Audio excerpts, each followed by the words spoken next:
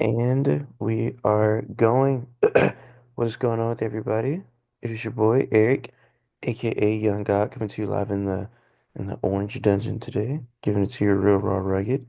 And I have a very, very special guest on the other line. I will let her introduce herself. Who do we have here today? So my name is Carmela Wallace, founder of Live Free 999, mother of Jared Higgins, aka Juice World. How are you doing today? I am good. I'm well. So, for people watching this that are subscribed to me, are probably like, how did this happen? Like, you're probably like, what is going on here? I want to give a little backstory. I think I told you, but I'm not for sure. I was on a phone call with Miss Roberta McGreeny, Mhm. and we were having a long conversation, and I was telling her that I'm currently in a master's program to get my degree for counseling. And she was like, "Oh my gosh, you need to interview Carmela." And I was like, "Who's that?" And she was like, "Juice World Mom, you need to hit her up." I was like, "I like that you think I got connections that I could just hit up." This woman, I was like, "This woman's probably super busy, super important. I don't have any connections." She was like, "I'll put you in contact with her." And I just want to thank you for allowing me to do this interview. I really do appreciate it. You're welcome. Of course, I've been doing a lot of research in you and what you've done. And before we get into this, I just want to say I admire the things that you've been doing for mental health, the community, just really trying to give back to people who need it. And I feel like in a society where, you know, a lot of people are for self and don't really think about others, I think it's beautiful that you're doing what you're doing. Thank you. Of course, of course. So let's take a little step back because Mhm. being black people, uh, I always hear like from my mom or whatever, like mental health wasn't super duper at the forefront growing up. So from your perspective, I would just love to hear growing up, what was your perspective on mental health? Oh wow. I mean, I'm much older than you, so it wasn't a priority for you. You can imagine how it was for me, a kid growing up in the 70s. Mental health wasn't a thing. You didn't even talk about it. You didn't even have feelings. You were just told to do, and you did. No one really asked, how you felt about something.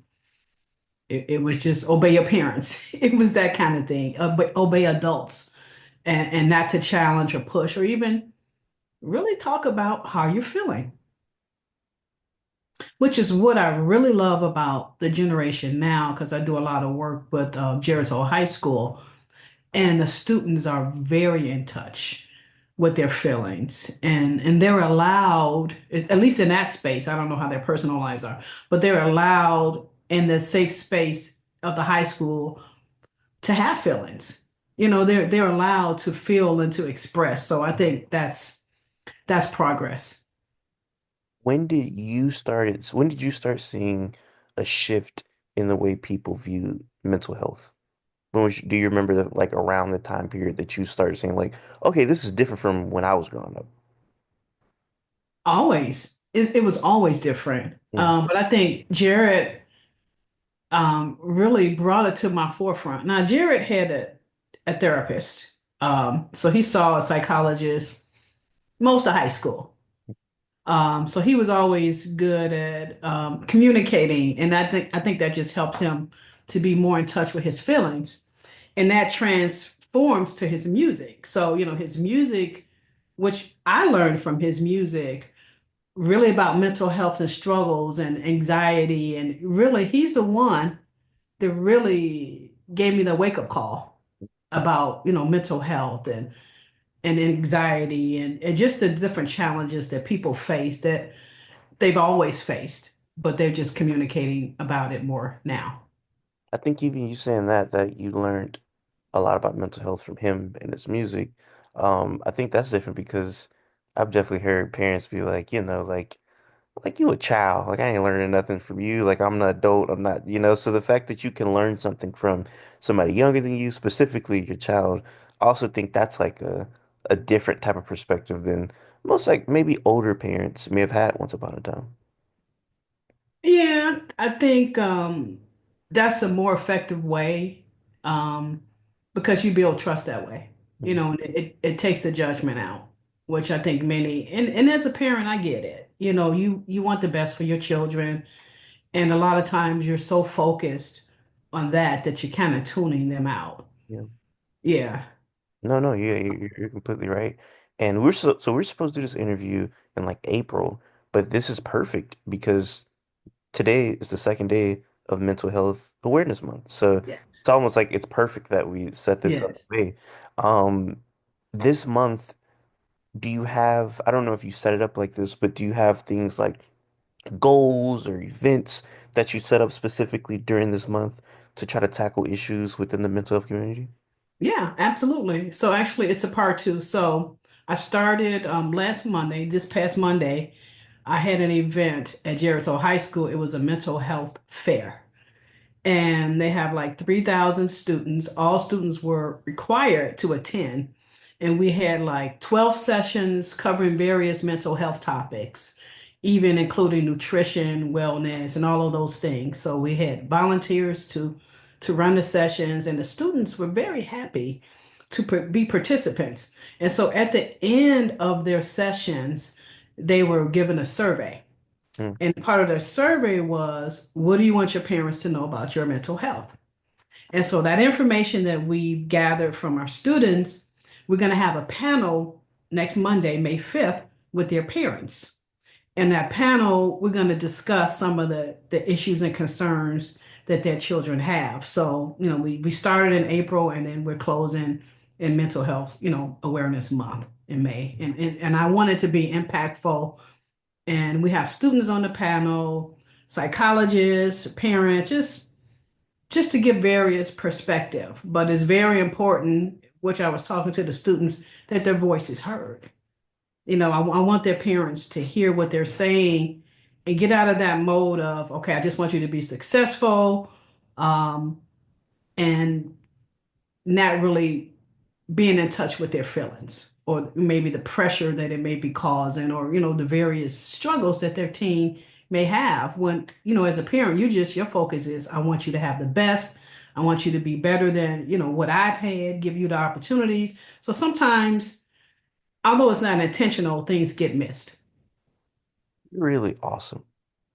I just want to let you know that I think that that's super duper like this going back to the beginning of this conversation is that the fact that you are like trying to help people and then specifically like the youth. There's so many like kids that are going through things that aren't even aware of it because they're uneducated because like you said they either told in the household like suck it up, go, like throw some Hmm. dirt on it and move away. So the fact that you are helping people, and like I said, specifically the youth, it really warms my heart. I just want to let you know that Oh, thank you. you're super awesome. I just really want Oh, to let you that's know. sweet. I just try to touch where Jared touched. Mm, And maybe I'm selfish a little bit. I love helping people, but it helps me too. You mm. know, it does something for me when I'm helping. It's therapeutic. Yeah. It's. I always, I always say that. I try to. I want to live like Jesus. I want to like give back to people and be like a selfless human. And even being selfless, I do think, like you said, there's a selfish like gene that gets activated because it's like, man, I just helped this person. That made me feel good. And it's almost like you get addicted to doing that. It's like, man, it's like not only am I helping them, this almost healing a little part of me, you know? Hmm. You feel a little better. So that's really cool. Yeah. I found that you know, losing a child is horrible. I wouldn't wish that on anyone. But I find that when I pour out and giving to others, it's a release for me. You know, it just helps. And actually that's how I really was able to walk through the loss, you know, just giving and, you know, pouring out to other people. No, that's super cool. Like you going back to high school, it's funny. I just had to do a project Hmm. where I had to basically do like a group design, group therapy design, and just like if I was to do any type of group therapy, who would the people be? Blah blah blah. And I based it off of something that happened in real life in high school where this kid that went to school with me, it was like a prom after party. Prom after party, he dies. He got killed. Somebody gunned him down at the prom after party. I remember going to school the next day and super quiet, everybody depressed. He was like a football player, really big. It was very sad.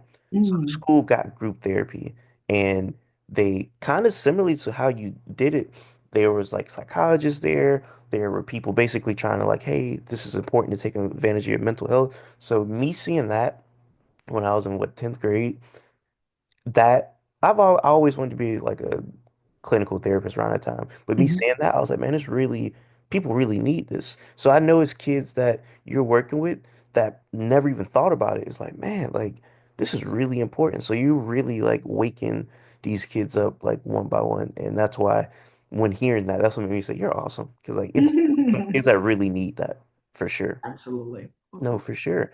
Um, so yeah, so you it's funny because when I type in the organization that which we're going to get into, um, one of the first things that popped up is like people could write stories on the website. And Hmm. there's I seen this kid named Nathan Story, and he was just saying how much, hey, I love Juice World, and he helped me and made me realize this, and it's just so interesting seeing how he has made an impact, and either after death it's making super duper impactful waves. So I do want to talk about the Live Free 999 organization. And for people who aren't familiar with it, could you please explain what is it? Sure. I could tell you the moment when I decided to do something because kind of piggybacking on what you said about, how his music just really touched people and how impactful it was and just the difference it made in their lives. So I remember sitting in my office and just unpacking things, just, and I was reading fan mail. I don't think I had even read anything at that point because it's just maybe 6 months after he passed away. So as I'm reading, it was like a common thread. And that common thread was he helped me. His music helped me. He helped me with depression. Some people said he stopped me from killing myself. So I'm like, wow, his music was so impactful. So Jared was always the type that attracted people as a young boy. People would always wonder, who was that kid? Because it was always just something special about him. But I had no idea the lives that he was touching in the midst of his music, and in the midst of his rise. I did not know really what he was saying. And I would listen to some of his music, but as his parents, some stuff I just couldn't listen to. But some I did, and I definitely acknowledge that he was very talented. Uh, but that just made me think that it was a void and what's going to happen.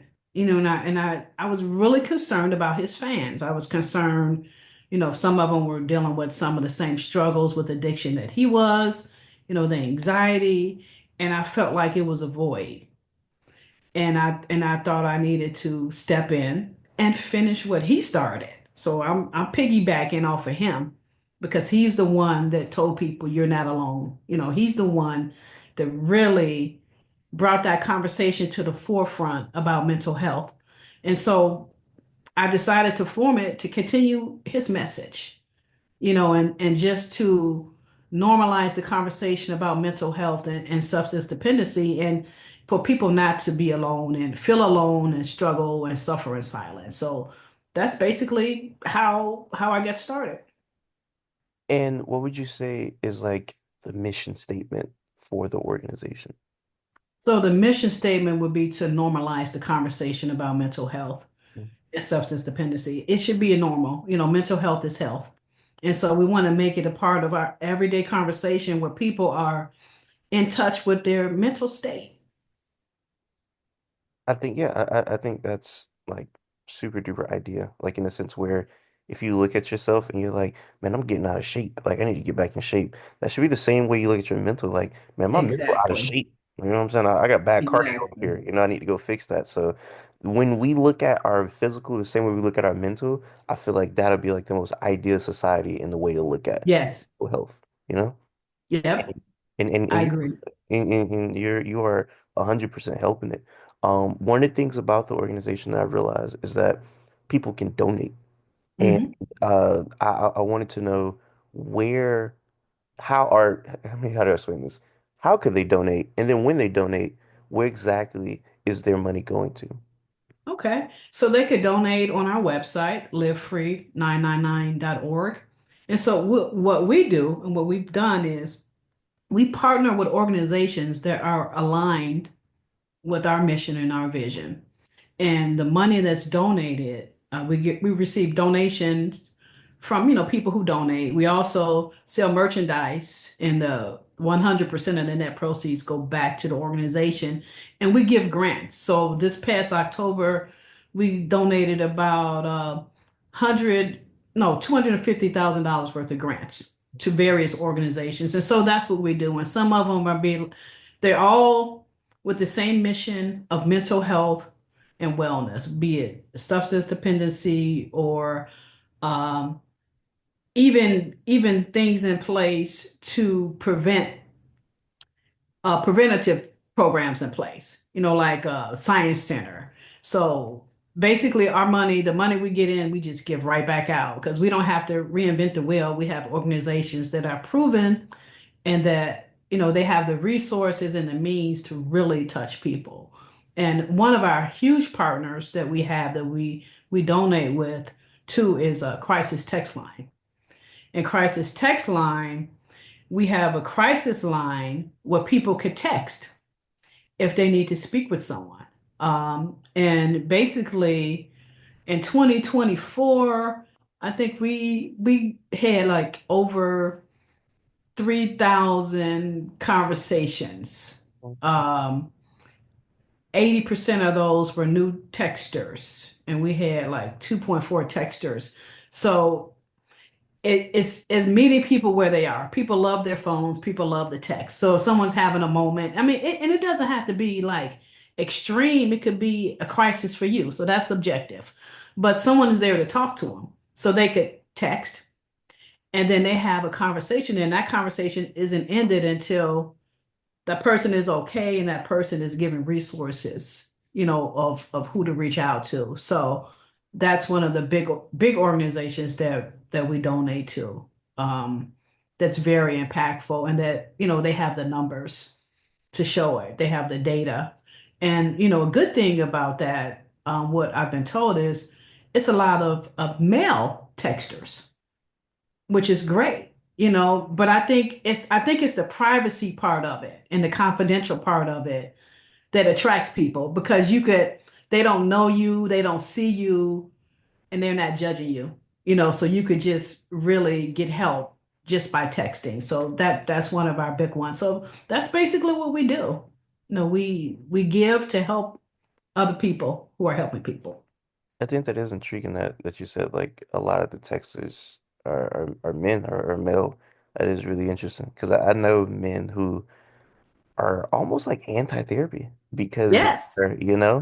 Yes. it's the pride almost. It's like, what is this person gonna do? I'm not gonna sit here and tell a person I'm a problem, da da da. So it is interesting to think like the anonymity, the anonymous aspect of texting kind of is like an intriguing, like, okay, maybe I could do it if they can't see me, you know? Exactly.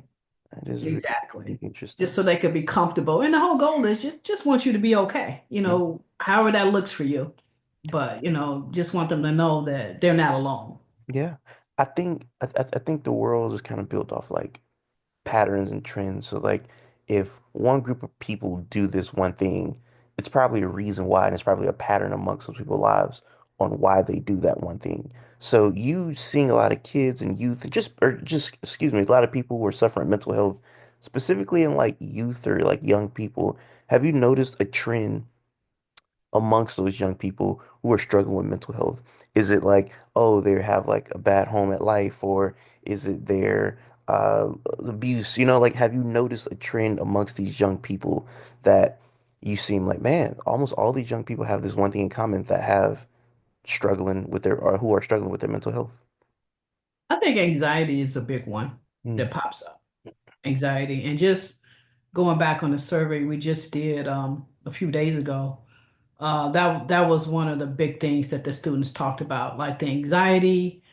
They talked about the pressure of them in life itself. What comes after high school, pressure from parents to do well, things like that.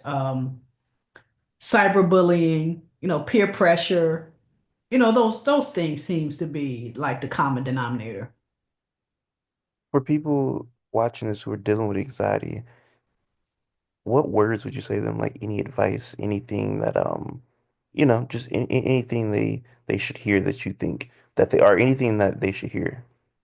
Well, I'm not a professional, so I don't give that kind of advice, but what I do is I tell them to get help.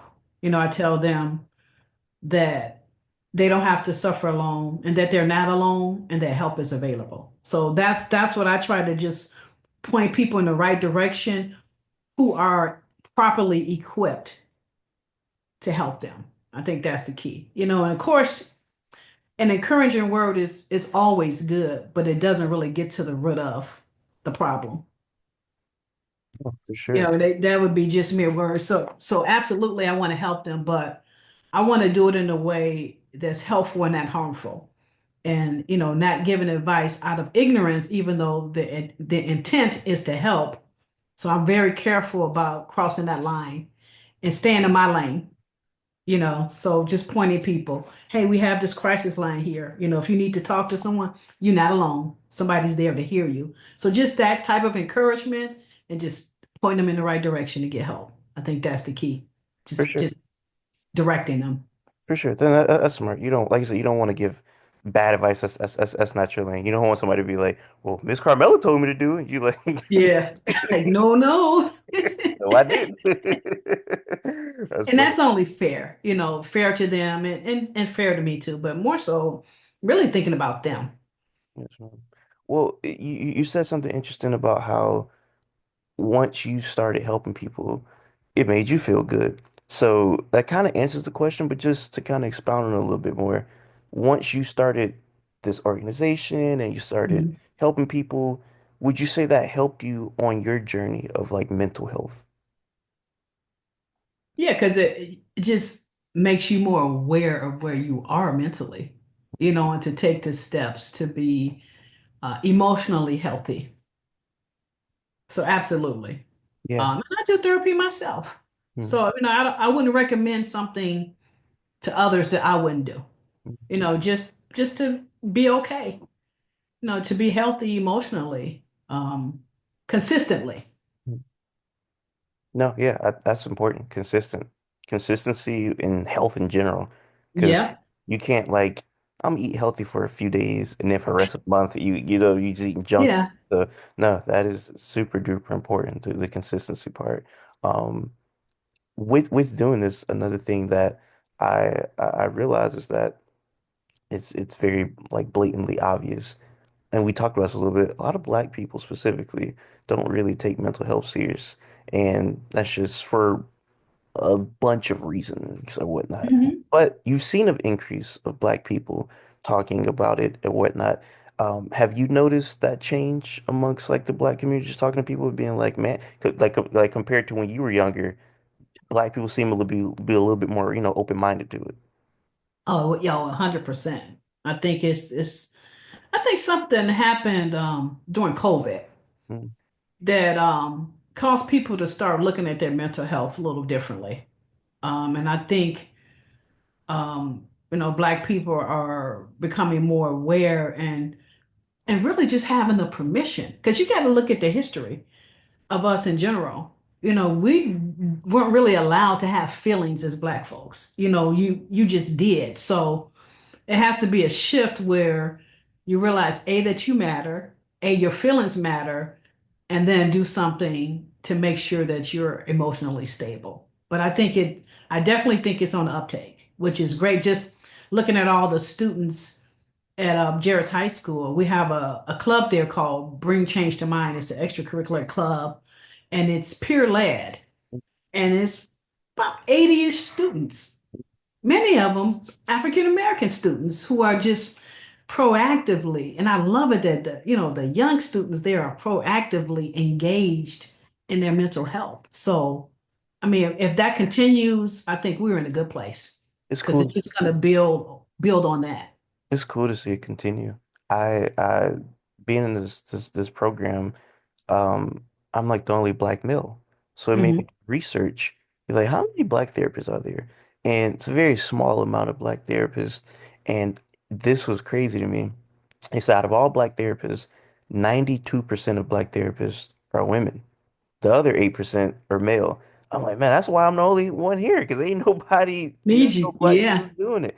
So to hear you say like it's a lot of like black kids like kind of leading that group and leading that like, change to be proactive, I think that's really cool because I think it's a direct correlation that a lot of black people don't really take their mental health seriously, and that's why you don't really see them in a mental health field. So I think that's cool that like you are kind of like not kind of, you are sparking that change to have more black people not only take their mental health seriously, but to get in the mental health field, which a lot of people feel comfortable. Like a woman might want a woman therapist, a black therapist, Absolutely. a black person might want a black therapist. So the fact that there'll be more of that in the future, I think that's beautiful. That's awesome. Because Jared had a black therapist. It was important.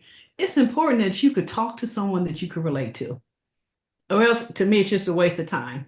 Because they won't even get your issues. Black issues are different than other people's issues. So you want someone to understand what we go through. You want someone to understand the pressure of just being black, what you go through even in that space. So just add the other, the mental health aspect to it. So it's very important. No, for sure. Very, very important that. And I'm thankful for what you're doing because we need it. Oh, yes, ma'am. Like I said, Absolutely. being in the program, my teacher told a story. Um, where to make a long story short, she got him. She had to bring something to this classroom. It was a white teacher teaching the class, and he was like, "Oh my gosh, it's perfect time, and I appreciate you here." He introduced her to the class. This is Miss Whoever. And he was like, "We're actually talking about ebonics right now. Could you please do some ebonics for us right now?" And she was like, I don't speak. That's, He was like, come wow. on, come on, come on. We need the Ebonics. Come on, give us the Ebonics. And she was like, I don't do that. So hearing that, that was Wow. crazy to me. But also, I'm like, that's how that's something that happened to a black person. The white people, though, they couldn't believe. They're like, I cannot believe that. Da, da, da. So I say that to say a black person, a black therapist hearing that will contextualize that slightly differently because they might have been through different experiences Yes. versus somebody who's never been through that. They think Yes. same thing with a woman. A woman may tell a problem to a male therapist that he can never grasp that because he never has to go through those woman problems versus a woman therapist like I know I done been through that. I can Yep. speak directly to that. So Yep. yeah, yeah, that's right. That's 100% right. I also don't want to keep you for too long. I appreciate you coming through. Um, before I get out of here, I do have a few questions. That the doll, the girl doll in the background has been like I've been looking at the whole time. Is there a story behind the doll? Just a gift. Just a gift, just a gift. The tall one Yeah, the or the tall one, little the one? tall one. Yeah, Yeah, the that was a tall one. gift. Got you, Yeah, it's got you. like a Mickey Mouse collection. I love Mickey Mouse, so Got you, got you, got you. And yeah. and lastly, I've always wanted to ask an artist parent this. Um, what were you growing up playing in the household, just music wise? Just that's just out of curiosity. Everything. Mm. From rock. I'm a rocker. Mm-hmm. From rock to R&B, because I think about I'm the youngest of five, and I think of like all the different music my sisters listened to in the 70s. So I had like rock like a Peter Frampton, then I had funk like a Parliament, then I had a sister that was in the band, so I would go, listen to classical music, and then went to church with someone who was a jazz musician that was pretty famous in Chicago named King Fleming. So I had it all. I had exposure to all different types of music, and Jerry had the same. Mm. We kind of had the same taste in a lot of things. But he loved our rock. Sometimes I would play songs for him, and I'd be like, "Check this out," and then if he liked it, he'd be like, "Send me that," because I would turn him on to like some of my old music, like a Billy Idol or something like that, and he was like, "Oh, I want that," or "Swing Out Sister," and he would be like, "Send me that, mom, send me that." Would you say it's like one artist that you put him on that you feel like he liked the most? Like it was just one artist you was like, yeah, that was probably like that did it for him the most. You couldn't say that with Jared because he just like kind of like me. He just liked music. If it was good music, he was in. Got you, got you, got you. Yeah. Got you, got you. That's beautiful. My mom is the same way, so that's why I'm laughing. That's beautiful. Um, well, hey, so b before we get out of here, what's next for the foundation? And like I said, is there anything else planned for Mental Health Awareness Month in May? And yeah, I just kind of want you to close it out talking about that. Sure. So the only big thing will be the panel for May. Just regular posts and resources. But the panel is going to be a big deal. So we put all our focus on the fair and the panel. Mhm. We would have had the fair in May, but the school schedule they just couldn't coordinate it, for that. So we just kind of had to split it up. So that would have been a big thing for May. And as far as like the organization, we're looking to partner with other organizations. Be more strategic in our planning. We have actually an organization working with us right now on strategic plans going forward. And some of those include bigger partnerships. The objective is to be more hands-on, boots on the ground. It's fine to give money, which organizations need it. In fact, one of the presenters at the fair, which was really great, she came and she said, "We were a recipient of your grant."